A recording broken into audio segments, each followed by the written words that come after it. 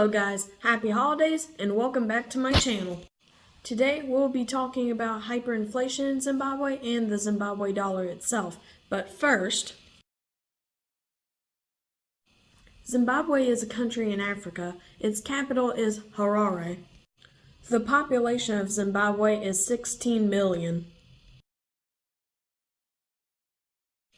In the year 2000, Robert Mugabe and his army seized many farms owned by white people and gave them to black Zimbabweans in order to address the wrongs of British colonial history in the nation. But these new farmers knew nothing about farming and did not want to learn, so the food supply was cut by half. Robert Mugabe's solution was to print more money. But printing money leads to inflation, but Robert Mugabe did not stop printing more money and he did not instill confidence in the currency, and prices rose significantly.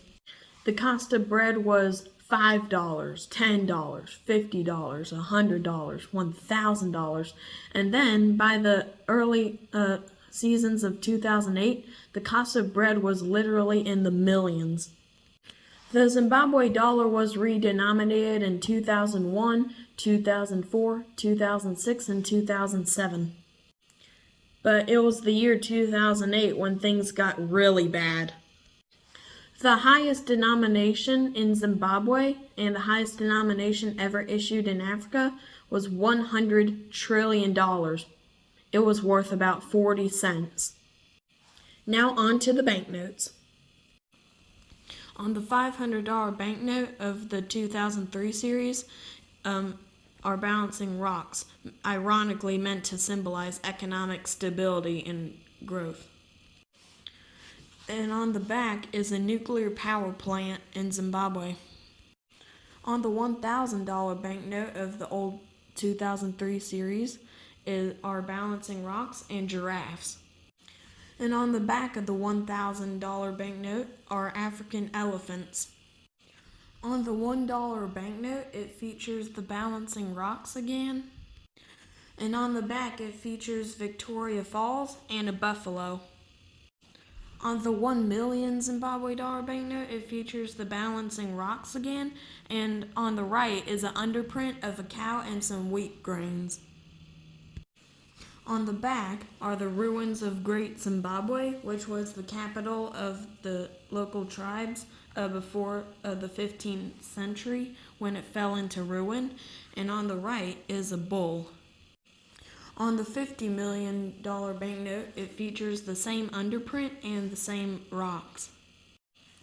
And on the back, it once again features the African buffalo and the ruins of Great Zimbabwe.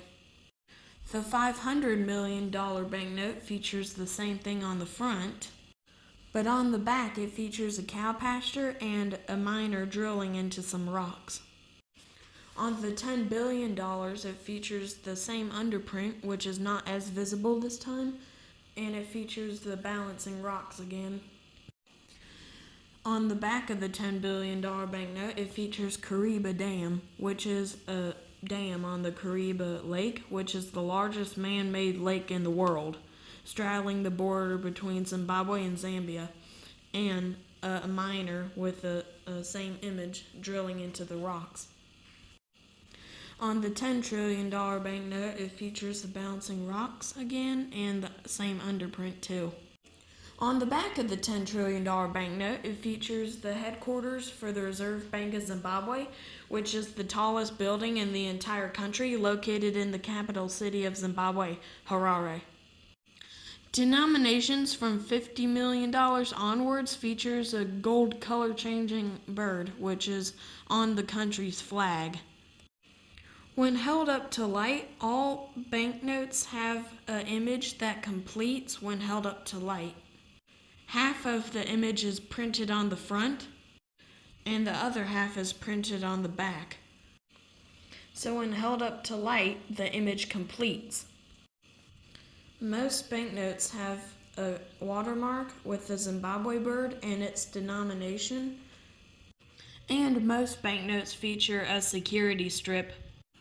Interestingly, that there's not many microprint examples on here, but the microprint I could find on the $10 trillion appears to have a typo, where the microprint actually says 100 trillion, not 10 trillion. This is because the banknotes were rushed. So from the years 2009 to 2019, foreign currencies were accepted in Zimbabwe like the United States dollar, the South African rand, and the euro. But in 2022, a new currency called the Zimbabwe gold, ZIG for short, was introduced, and it's still stable to this day. Well, that is all there is for today. Happy holidays and goodbye.